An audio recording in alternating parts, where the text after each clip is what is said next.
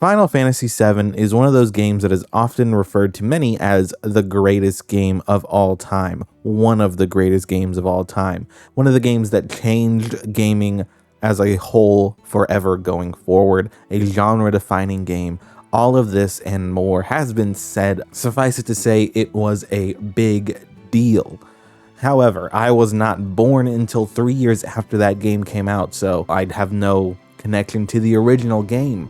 The only connection I have to Final Fantasy VII is Final Fantasy VII Advent Children, which is a movie that I loved so much that I stole it from my father. Long story short, my parents were split and he had a copy of it at his house, and I brought it back to my mom's house where I lived primarily because I wanted to keep watching that movie over and over again. So, Father, if you are watching this video and you were wondering what happened to your copy of Advent Children, just know that I still have it. It was sitting amongst the thousands of other DVDs just in the garage, because who uses DVDs these days? You know what I mean?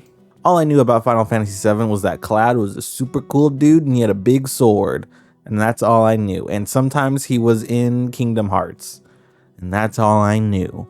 So when all of this hullabaloo about a remake for Final Fantasy VII was rumbling, was being echoed throughout all of the rumor mills, which all led to a final announcement, which led to its release, I was excited about all of that sort of news happening because it's this classic game that I've never played, never experienced outside of Advent Children, but knew it was the biggest deal ever. But I never played it because the original game was so old to me that I just wasn't interested in going back to such an old game in a genre that I'm not particularly fond of. Which leads us to 2020 when Final Fantasy VII Remake released. Unfortunately for me though, I did not own a PS4, so I did not play it then. But when I got a PS5, when Ratchet & Clank Rift Apart released, yes, I know, not necessarily the reason most people buy their PS5, but I bought my PS5 to play Ratchet & Clank Rift Apart because everyone was saying that it was a good time, and I tell you what, it was a good time. I bought my PS5 to play Ratchet & Clank, and of course, I had to find out what was so special about Final Fantasy VII. So I also got Final Fantasy VII Remake. And then it sat on my shelf for about 3 years until about 3 weeks ago when I picked it up to finally start playing it because Rebirth was right around the corner. Because I'll tell you what, if I'm consistent about one thing, it's about my will to procrastinate. And I did to the very last minute. In Final Fantasy VII Remake, I tell you what, it lives up to every expectation I have had for it going into it. All of these things where people are talking about it being the greatest game of all time, a genre-defining game, a game that altered gaming forever. I see where you're coming from, and I know what you're thinking. Yeah, but you're playing the remake. It's only like a third of the story because they're splitting it up into 3 parts. This game, I loved this game so much that I went back and I was like, I'm going to play the original alongside my playthrough of Remake. So I would play the original game up to a point, then I would play the remake up to that point. And I just kept swapping back and forth, and the entire experience was mind-blowing to me because my mind was being blown by this 1997 game that was telling this magnificent, beautiful, just transcendent sort of story. A story that holds up by today's standards in terms of the way it's being told. It still holds up today, and it's still so special between all of the music and everything that's happening. What they were able to accomplish in 1997 was operating on levels that some developers can't even reach today. So to see all of those moments, those touching moments, those special moments in the original 1997 version transformed to this high-end, top-of-the-line graphical fidelity, particle effects everywhere sort of look, the AAA feeling that you see in all of your other games today, to see Final Fantasy VII with that fresh coat of paint on it, wow, holy shit, you know what I mean? It's one of the quickest times a game has gone from a game I am playing to one of my all-time favorites, and that is going for Remake and the original Final Fantasy VII as a whole. Just Final Fantasy VII, the entire franchise, because it is all so interconnected. I might as well go ahead and toss it in here that I played Crisis Core leading into my Remake journey, because I knew that Crisis Core was the prequel. So I was like, let me check that out first, play it in chronological order. And I'm sure there are some people out there who are like, that's the wrong way to do it. But hey, I love the experience. Crisis Core, oh my God. Brief spoilers for Crisis Core, but oh my God, that ending. Oh my God, it's crazy. Crisis Core, not a great game, but the story being told in Crisis Core is just as beautiful as anything else I've experienced in Final Fantasy VII up to this point. Up to leaving Midgar or going to the parade is where I'm at in the original. Crisis Core story is still in line with all of those great moments of Final Fantasy VII goodness, and it hits so hard, that ending. It just hits you so hard. And I was not a fan of the gameplay of Crisis Core. It was a little bit, it was a little odd, we'll say. But I played it for the story, and that story kept me going. Where in the first half of the game, I was just playing it because I'm like, I want to get the story, but it was a slog to get through. So I actually even stopped playing it and just started Remake instead of finishing Crisis Core, until I got to the point in Remake where you meet Aerith and she talks about how she used to know a soldier. And that's when I went, oh crap, let me go back and finish Crisis Core. So I went back and finished Crisis Core in that very next sitting. I played it for 4 hours straight, got to the end, and then I cried my eyes out. Are you kidding me with Crisis Core's story? Oh my God. Everything everyone has said has always sounded like over-exaggerations on the franchise, on Final Fantasy VII, because after a point, you can say all of these nice things, all of these positive things, all of these compliments you can give to anything. At a certain point, it just becomes noise, and you're like, there's no way a game, a movie, or anything could ever live up to all of this hype that everyone has built up for it. I can confidently say that Final Fantasy VII has met all of those for me. And now I'm going to talk more so about Final Fantasy VII Remake in a more of a spoiler capacity. It is a 4-year-old game, so I'm sure that that's okay with most people. I already gave my top level impressions at the top there for Final Fantasy VII Remake. This is an overdue review for Final Fantasy VII Remake, but I did have to go into a whole spiel about Final Fantasy VII as a whole, because holy shit, this is so good. But yes, let's talk about Final Fantasy VII Remake in a review capacity, and let's just talk about, and first things first, we can talk about the gameplay. I very much enjoy how it isn't full-on action RPG, or just full-on action like Final Fantasy 16 was. I personally was not that big a fan of, or completely turn-based like the older Final Fantasies where, by today's standards aren't necessarily up to snuff.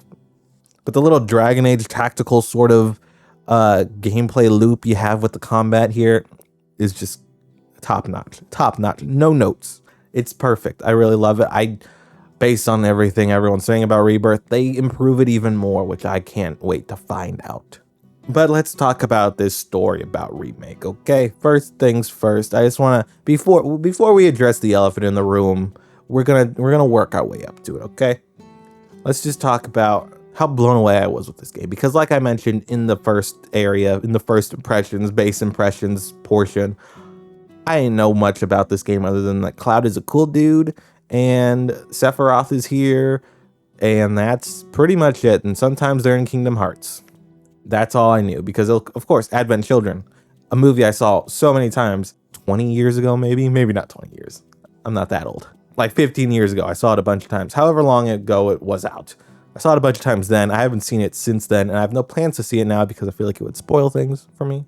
But having very little information about these characters in their own games, and most of it just being based on their other appearances, whether it be Kingdom Hearts, Smash Brothers recently, I didn't know anything about them. So to find out that Cloud is kind of this boring dude at first, I was like, oh, I guess that's fine. He's just so one note, doesn't really say much, usually gives one word answers. It's like, okay, I get it. He's like the link between the player and the world, okay. But the more you play this game, the more Cloud starts to open up, and I am just, it's so well done, Cloud's development here, where from the beginning, he is this boring dude, I think, where he does give these one word answers and grunts as replies. By the end of this game, he really starts opening up, and it was such a cool moment. It was in Elmira's house, or in Aerith's house, where he started saying full-on paragraphs of words, and I was like, oh wow, he is really starting to care about these people he is in these rooms with, and it is cool to see. It is so cool to see him start to open up as a character who is actually like saying things, and I was just like, wow, Cloud's my dude right now. He's awesome. Love that guy. Which I feel like the game handles so well. And another thing that the game handles so well in a way that you could miss is like the side quests and the secret sort of choices that are there, the minor choices you do have.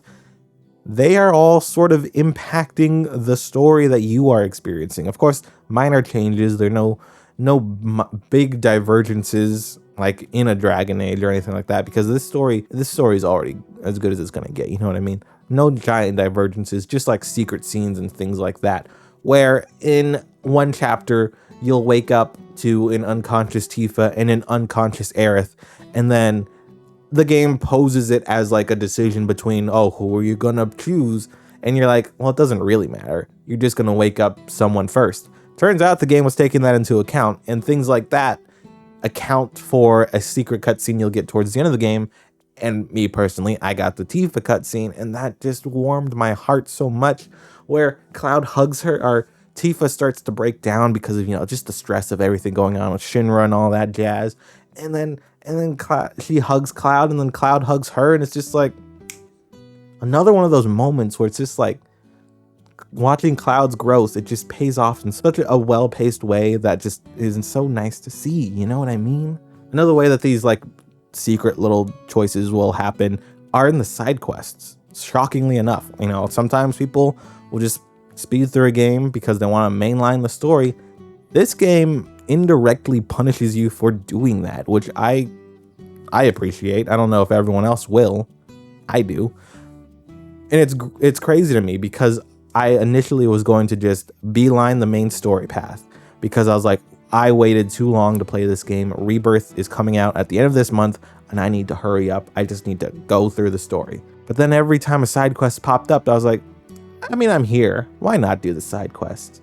And then it turns out, if you do all the side quests in chapter 6, I think, maybe 5, 7, somewhere around there, it alters the dress that Aerith wears for Don Corneo's mansion.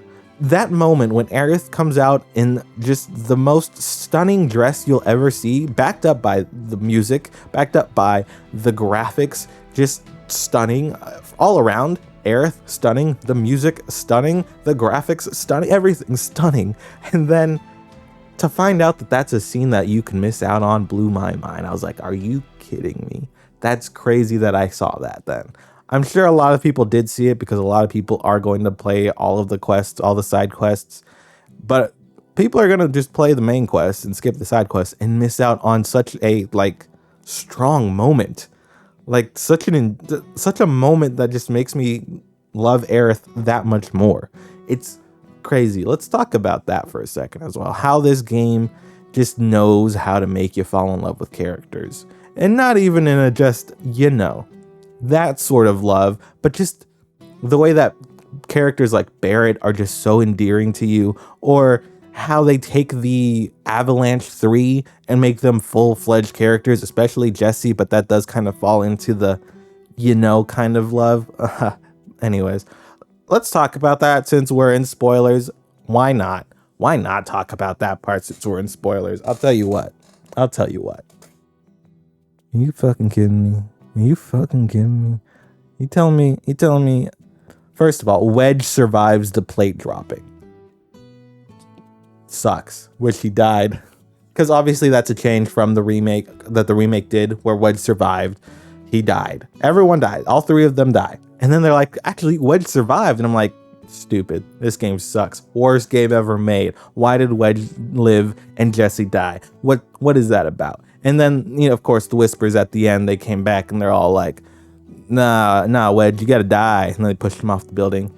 70 flights down, dead. On the pavement, splattered. Wedge is dead.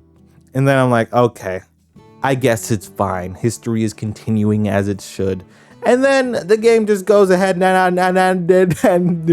of nowhere, the game just goes, hey, Biggs is alive. So I audibly gasped at that. I was like, no way. If Biggs is alive, they're gonna show me Jesse's alive too. And then they didn't. They didn't show me that Jesse was alive. If Biggs survives the plate dropping on him, he was on the center structure as well. He was on the center, the core, the pillar. That's what it's called. If he survived the plate dropping and he was on the pillar and Jesse didn't, we're gonna have some problems, Square. Okay. I'll tell you what. If Biggs survived, clearly, I'm gonna find him. If Jesse isn't alive, I'm gonna find Biggs and correct history, because if they're all dead except for Biggs, what's the point? I'll make sure it's correct. I'll do what the whispers couldn't. But of course, if Jesse is in Rebirth, Game of the Year, hands down. Don't even worry about it, Square Enix. We got no problems. But I'm just saying, how are you going to bring Biggs back from the dead and then just leave Jesse dead? You know what I mean? How are you going to make me fall in love with Jesse and then kill her? You know what I mean? Bring her back. Bring her back to life. But yeah, those whispers, those guys who are trying to correct the flow of the original game and the remake, it's so fascinating, right? Because, like I mentioned, I am playing the original game alongside the remake. I am now far beyond, maybe not far beyond, I'm now beyond the point of the remake, and I'm now into what is obviously going to be Rebirth territory. But it was so fascinating to play the original game for about 3 hours and then be done with the remake segments already. I left Midgar at about 2.5 hours. 3 hours in, I was in calm. I was going to find Junon, all the deal. And it was just like, man, that's crazy. That's crazy that in like 2 to 3 hours, I'm done with the remake portions. And then it took me like 34 hours, I think, to finish remake with all the side quests and all that.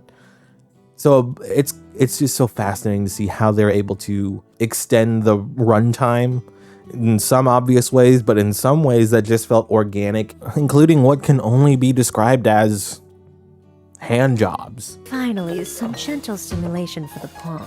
No more than a touch. Just like this. Oh, what was that? A cry of pleasure? Is this how you like it? How about this? Or maybe this?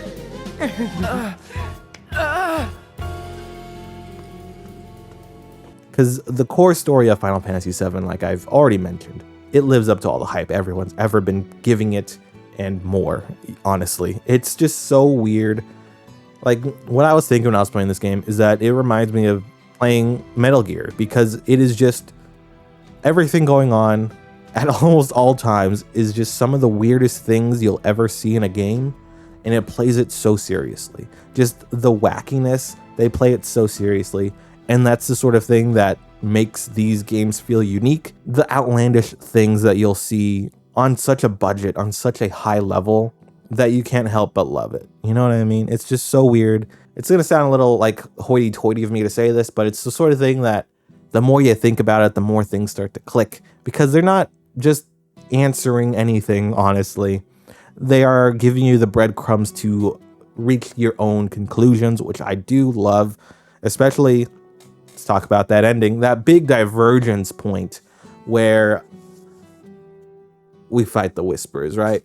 Barrett goes out where we walk through the portal thing. Sephiroth was there.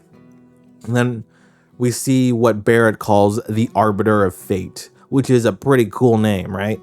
And then you lock on it, and then it's called the Whisper Harbinger, which is also a cool name, but it's not nearly as cool as the Arbiter of Fate. Are you kidding me?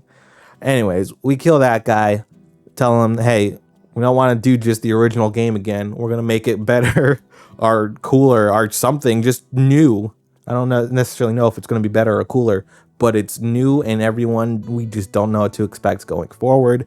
It culminates in just the coolest boss fight ever, because like I've mentioned 1,000 times over, I don't know who this Sephiroth guy is. All I know is that he kills you know who. I mean, I'm in the spoiler section, but it was the biggest spoiler in gaming history. It's like everyone knows it, okay? Everyone knows it. I'm not saying it because I don't know if everyone knows it. I think everyone knows it. It's like the level of Darth Vader is Luke's father sort of thing, but for gaming. All I knew about Sephiroth was that he kills you know who. So to have this super cool, amazing boss fight with everyone popping in against all of these floating debris, amazing. And like I said, Advent Children is my only touchstone for these characters within their own franchise. And the ending of this game is Advent Children, but better, because I actually know what's happening, and it's built off all of these other story moments within this game. Of course, I don't know if Advent Children is actually good. I haven't seen it in so many years, but everything that I remember about Advent Children is just the cool action. Cloud jumping around with his Buster Sword. I remember the key moment where everyone is just like throwing him further into the sky. This ending did that for me in such a better way, where Cloud is just popping off, soaring through the sky, essentially, and just slicing and dicing, and it's great. It's awesome. And I just love how that ending just leaves not only new time players of Final Fantasy VII, but also diehard fans of the original in such a new place, a place where the possibilities are endless, where we all know the big moment, the biggest moment that people talk about, at least when it comes to Final Fantasy VII. Maybe it'll happen, maybe it won't. We don't necessarily know what will happen and what won't happen going forward in this Final Fantasy VII Remake project. And I have to imagine that for the longtime fans out there, this is just as exciting as it is for all of the newcomers to the franchise, to this iteration of the franchise, where they have heard forever how Final Fantasy VII is this amazing story. And now those same fans the longtime fans are in a place where they don't know what to expect, and hopefully are just as excited as we all are who are new to this. Zack is apparently alive, cried again, bawled like a little baby once again when Zack was, oh my god, because of course, obviously we're in spoilers. Of course, you see the Crisis Core ending, it's Zack's final stand, he dies in Crisis Core, tears everywhere. And then in Remake, and it's Crisis Core again, but then he just goes, wait, was that all of them? And then it's just like, oh my god, what are you telling me? And then in the Yuffie DLC intermission, he goes back to Aerith's church, and she's not there because she's going all over Calm right now. And it's just like, oh my goodness, what's gonna happen in Rebirth? You know what I mean? I don't know what the implications of that are for Rebirth. I keep telling myself, it's probably nothing, it's probably just a vision, maybe a different universe. It's not really going to come into play with the story going forward. It's more so just a, wow, look at what could have been sort of thing. But what I keep reminding myself about is that Zack is on the cover for Rebirth. So Zack is going to play a pivotal role in whatever is going to happen in Rebirth. Is it just the original role that he took in the original game, but, fleshed out? Or is Zack back? I can't wait to find out. I love that dude. Zack is such a lovable guy. And Zack and Aerith are meant to be, okay? And then Cloud and Tifa can be together. You know what I mean? Because that's the thing. I know I'm getting into I'm kicking the hornet's nest right now. There's a whole thing about shipping Cloud with either Tifa or Aerith. And honestly, if it were up to me, it would be Cloud and Jessie. But, that's besides the point. Hey, Square Enix, do the right thing. You still have a chance to do the right thing. Okay? But I just don't see how people are saying Cloud and Aerith should be together when Zack, it's at least in the remake trilogy, the remake project, how people are still saying Cloud and Aerith when Zack is apparently back.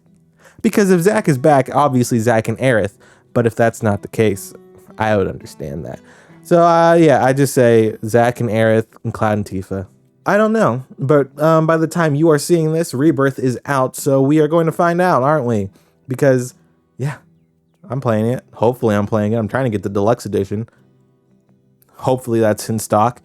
Anyways, I just wanted to make this video before Rebirth came out, and it's coming out on Rebirth release day. Happy release day for Rebirth. Final Fantasy VII is amazing. And yeah.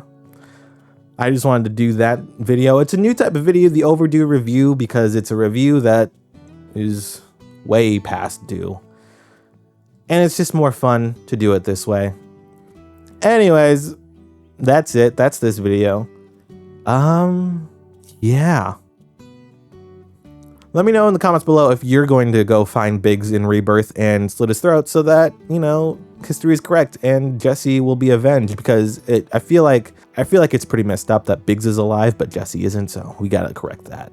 Let me know in the comments below if you're gonna avenge her like I will, if it must be done. And if she is in Rebirth, game of the year. That's all it takes. Anyways, yeah, until next time, as always, stay safe and play some video games.